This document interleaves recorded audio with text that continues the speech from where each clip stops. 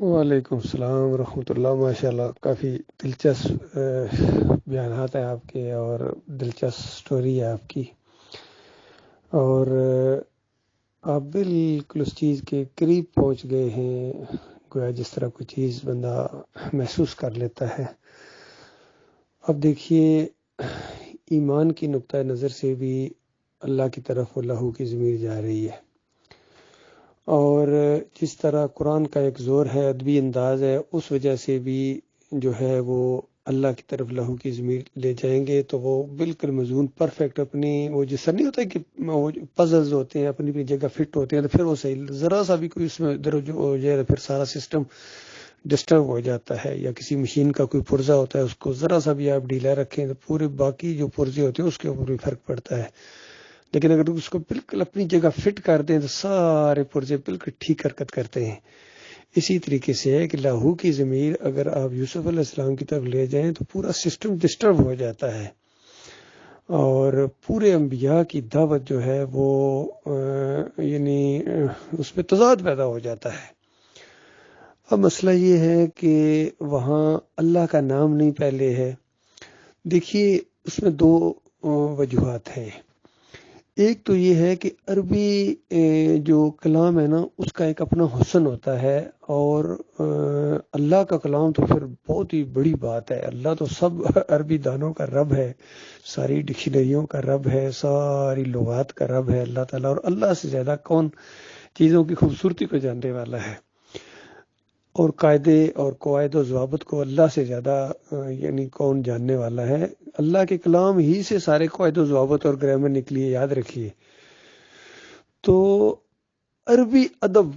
کا یہ قاعدہ ہے، یہ آپ اسکالر سے بھی پوچھ لیجئے، کسی سے بھی آپ پوچھ لیجئے، کہ جب بات کہنے والا اور سننے والا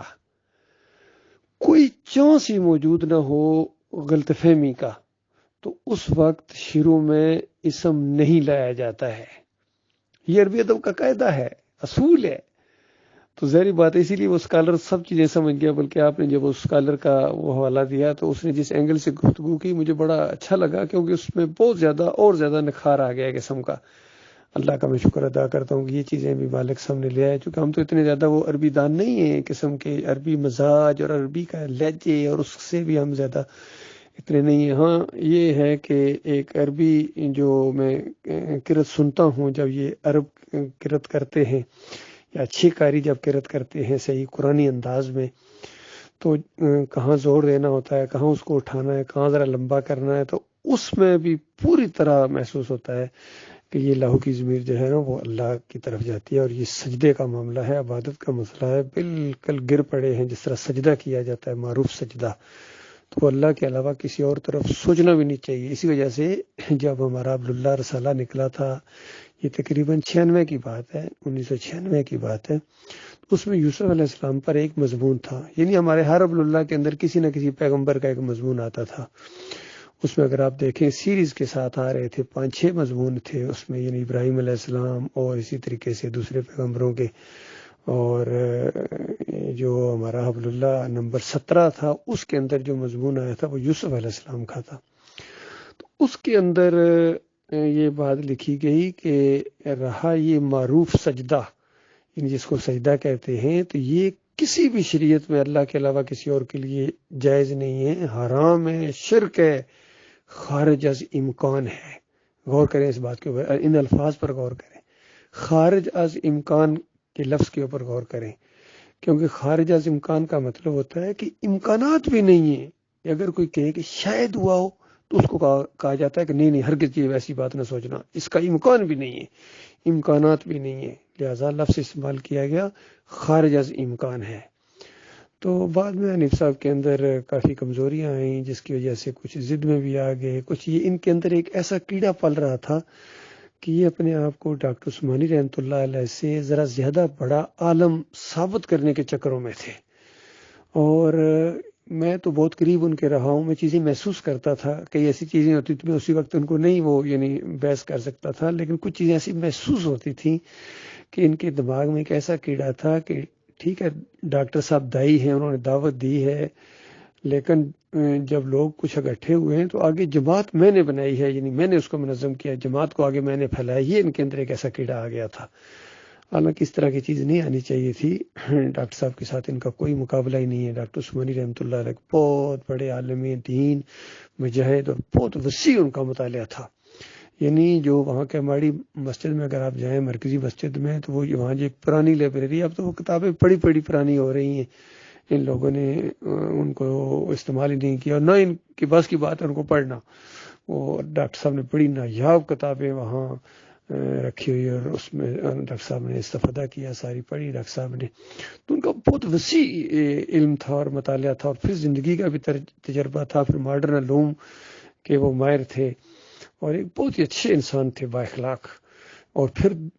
دلیر بہت تھے۔ یاد رکھنا، دلیر ہونا بڑا ضروری ہے کہ کسی جماعت کے لیڈر کے لیے، کیونکہ اگر جتنا بڑا عالم دین ہے نا، اور جتنا فہم و فراست والا ہے، اگر وہ ذاتی طور پر دلیر نہیں ہے تو پھر وہ اس دعوت کو، اس جماعت کو بہت زیادہ نقصان پہنچائے گا۔ تو اصل میں یہ ایک پریشانی بھی آ گئی محمد حنیف کے اندر، وہ دلیری اور وہ جرت نہیں تھی، وہ جہرانہ انداز نہیں تھا،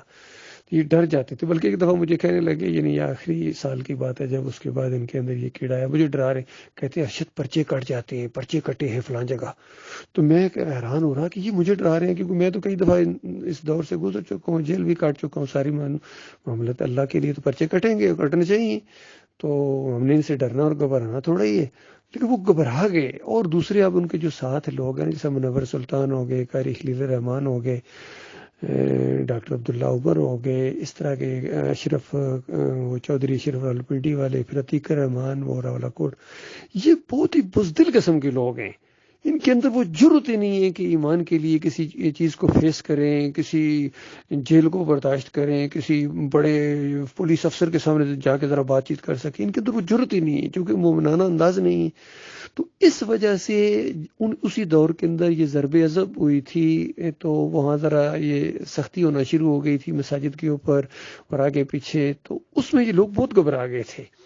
کتنے لوگوں سے میری بات ہوئی تو میں حیران تھا کہ کیوں گھبرا گئے، ہم کچھ چور ہیں ہوئے کہ فوجیوں سے ڈر جائیں، یا پولیس والوں سے ڈر جائیں، یا رینجر والوں سے ڈر جائیں؟ یہ تو چوروں ڈاکوں کو ڈرنا چاہیے۔ ہم تو اللہ کے بندے ہیں، اللہ کی بات پیش کر رہے ہیں، اور بالکل حق پر ہیں، سچ پر ہیں، کسی فرقے سے ہمارا کوئی تعلق نہیں ہے، کوئی مفاد نہیں ہے، ہم کسی سے پیسے نہیں لیتے ہیں، کوئی چندہ ہم کسی سے نہیں لیتے ہیں جو صحیح عقیدہ نہ ہو جس کا، تو ہمیں کس چیز کا ڈر ہے؟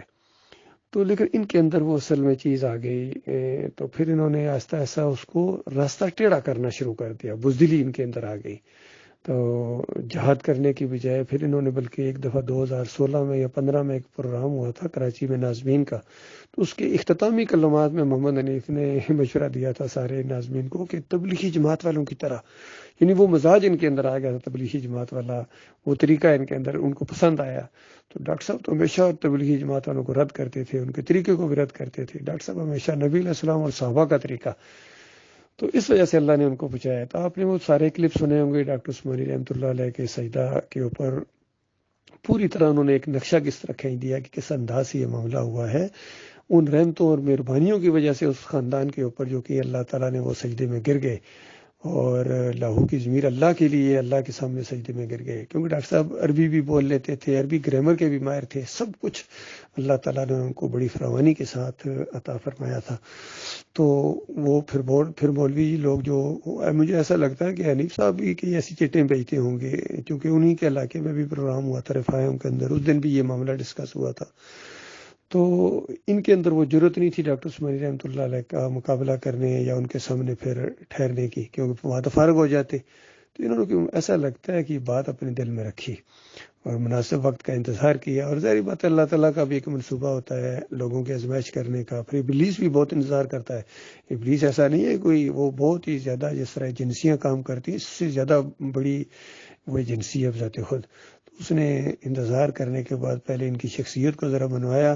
جب لوگوں نے ان کی شخصیت کو ذرا ماننا شروع کر دیا، پھر انہوں نے تفسیر لکھنا شروع کر دی، تو پھر شیطان کا وار ان کے اوپر ہوا، اور اس سے پہلے بھی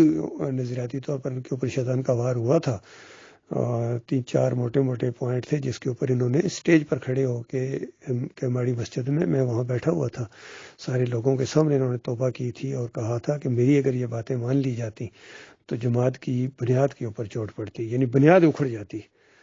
تو اس کے بعد ان کو چاہیے تھا ذرا مضبوطی کے ساتھ قدم رکھتے، لیکن یہ کمزوری دکھائی انہوں نے، اور پھر شیطان کا شدید وار ہوا ان کے اوپر، اور یہ سجدہ تعظیمی کا شرک ان کے اندر آ گیا، اور اب 4 شرک اور ان کے اندر آئے، اندازہ لگائیے، کیونکہ جس طرح کہتے ہیں نا جھوٹ ہی ہوتا ہے، اور جھوٹ کو چھپانے کے لیے 100 جھوٹ بولنا پڑتے ہیں تو پھر بھی وہ نہیں چھپتا ہے۔ اسی طرح شرک ایسی خوفناک چیز ہے کہ اگر ایک شرک کو آپ ثابت کریں گے تو پھر آپ لازمی ایک اور شرک کریں گے، اور پھر اس کو دبانے کے لیے تیسرا کریں گے، یہ سلسلہ بڑھتا چلا جائے گا۔ تو سجدہ تعظیمی کا شرک ان کے اندر آیا۔ پھر یہ مثال دے رہے ہیں، کہتے ہیں جس طرح عیسیٰ علیہ السلام کو اللہ تعالیٰ نے اپنی ایک صفت معجزانہ طور پر دے دی تھی، یعنی مردوں کو زندہ کرنے والی اللہ نے اپنی صفت عیسیٰ علیہ السلام کو دے دی تھی معجزانہ طور پر، تو جس طرح وہ ایک خاص بات ہے اس طرح یہ بھی خاص بات ہے۔ دیکھیے ایک اور شرک ان کے سے سرزد ہو گیا، اللہ تعالیٰ نے وہ اس صفت نہیں دی تھی، وہ صفت اللہ ہی کی ہے، وہ معجزہ ہوتا ہے، وہ اللہ کا فعل ہوتا ہے، تو اللہ کے حکم سے وہ چیز اٹھتی تھی۔ تو پھر کہتے ہیں جب سورج چاند ستارے سجدہ کر سکتے ہیں، یعنی وہ بھی مخلوق ہیں، تو پھر دیکھو انسان بھی انسان کو سجدہ کر سکتا ہے، حالانکہ وہاں سجدے کا معاملہ نہیں ہے، وہاں تو خواب دیکھا ہے، خواب ہوتا ہے اور خواب کی تعبیر ہوتی ہے۔ سورج چاند ستارے نیچے سجدہ کرنے کوئی نہیں آئے تھے، یہ خواب کا معاملہ ہے۔ جس طرح نبی علیہ السلام نے خواب دیکھا کہ وہ بیت اللہ کا طواف کر رہے ہیں، یہ خواب ہے، بیت اللہ مدینے میں نہیں آ گیا تھا۔ تو اس طریقے سے خواب کی تعبیر ہوتی ہے۔ پھر اور کتنے خواب ہیں، دیکھیے جس طرح نبی علیہ السلام نے دیکھا کہ لوگوں نے قمیضیں پہنی ہوئی ہیں، کسی نے گھٹنوں تک، کسی نے ٹخنوں تک، اور عمر بن خطاب کی جو قمیض تھی وہ پیچھے گھسیٹ کے وہ چل رہے تھے، تو لوگوں نے پوچھا اس سے کیا مراد ہے، بتایا علم دین۔ تو یہ اس طریقے سے، یہ نہیں کہ اب لوگ یا عمر بن خطاب کہ بھائی نبی علیہ السلام نے مجھے خواب میں اتنا لمبا کرتا پہنے دیکھا تھا، میں اسی طرح کا لمبا کرتا پیچھے گھسیٹ کے چلوں گا، جب نبی علیہ السلام نے مجھے منع نہیں کیا تو تم مجھے کیوں منع کر رہے ہو؟ تو ایسا ہر بندہ کہتا ہے یہ کیا کہہ رہے ہیں، اس طرح نہیں، وہ تو خواب ہے، اس کی تعبیر ہے، دین علم، اس سے یہ مراد تھوڑی ہے کہ لمبے کرتے پہنا کرو۔ تو بالکل یہی معاملہ وہاں ہوا ہے، اس سورج چاند ستاروں کو خواب میں دیکھا، اور نبی کی حیثیت سے نہیں دیکھا، یاد رکھیے اس کو بچے تھے، نبوت ابھی نہیں ملی تھی، بلکہ نبوت کی بشارت تھی۔ تو یہ ساری چیزیں ہیں، اور جب یعقوب علیہ السلام نے نبی کی حیثیت سے وحی کی روشنی میں وہ تعبیر بتائی ہے، کیونکہ ایک بات اس میں ایسی ہے جو بغیر وحی کے وہ ہو ہی نہیں سکتی، وہ ہے کہ اللہ تعالیٰ تجھے منتخب کرے گا، یعنی نبی بنائے گا۔ تو یہ ایک فہم و فراست پہ بات بتانے والی نہیں ہوتی، خالص وحی کی روشنی میں بشارت ملی ہے باپ بیٹے کو، اور اسی کو وہ لے کے بلکہ پوری زندگی انہوں نے اسی کے اوپر، اسی لیے خاندان میں بار بار کہتے ہیں کہ میں وہ جانتا ہوں جو تم نہیں جانتے ہو، اللہ کا منصوبہ پایا تکمیل تک پہنچ رہا ہے، مالک اپنے منصوبے کو پایا تکمیل تک پہنچا رہا ہے، خبر بھی نہیں ہو رہی کسی کو کیا ہو رہا ہے۔ تو اسی وجہ سے جیسا وہ معاملہ سارے معاملات ہوئے، تو اوورآل ایک بات یوسف علیہ السلام نے کہی ہے کہ اللہ تعالیٰ نے غیر محسوس طریقے سے ابا جان، یعنی وہ میرے خواب کو سچ کر دکھائی، یعنی سارے معاملات جو پیش آئے ہیں یہ اسی ایک خواب کے وہ جو تعبیر یعنی آپ نے بتائی اسی کے مطابق سب کچھ ہوا ہے، اور پھر وہی الفاظ بولتے ہیں جو 6 نمبر آیت کے اندر یعقوب علیہ السلام بولتے ہیں۔ اور امام بخاری رحمۃ اللہ علیہ اسی انداز سے یہ چیز لائے ہیں، انہوں نے سجدے کا ذکر ہی نہیں کیا، کتنے سمجھدار آدمی تھے، کیونکہ اس کو سجدے کا ذکر کر دیتے تو یہ بیچ ان لوگوں کے لیے ایک موقع مل جاتا، لیکن پھر بھی لے آئے، موقع ختم ہو گیا تھا، پھر بھی وہ معاملہ ہو گیا، جو ہونا تھا وہ تو ہونا تھا۔ اصل میں یہ اللہ کی آزمائش ہوئی ہے، بڑی شدید آزمائش ہوئی ہے ان کے اوپر، اس میں فیل ہو گئے ہیں۔ پھر انیس صاحب کہتے ہیں کہ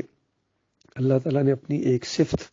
الرحیم کے 100 حصے کیے اور ایک حصہ مخلوق میں بانٹ دیا اپنی، حالانکہ ہم کہتے ہیں نہ اس کی ذات میں کوئی شریک ہے، نہ اس کی صفات میں کوئی شریک ہے، اور وہ خود تھوڑا ہی کرتا ہے، یہ تو مشرکین مکہ کہا کرتے تھے، وہ خود اس نے شریک ٹھہرا لیا، ہر دور کا مشرک اس طریقے سے کہتا ہے۔ تو ان کا اس طرح دماغ بالکل اب جو ہے نا کسی ٹھکانے پر نہیں، کیونکہ شرک بندے کی مت مار دیتا ہے، ایسا خوفناک چیز ہے۔